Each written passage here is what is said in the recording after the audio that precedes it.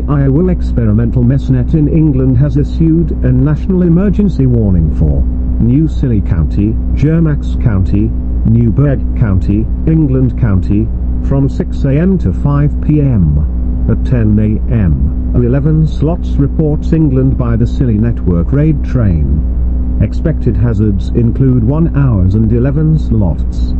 This is the raid activation threat. The following impacts are expected. Raid train could be raided to the date as stream ends and suddenly stream starts. Locations impacted include England, Jermax, West England, New Scilly, and Newburgh. For your projective, move to higher ground on the lowest floor on the building. Repeating, an emergency action warning has been issued from 6 a.m. to 5 p.m. for the following county: England,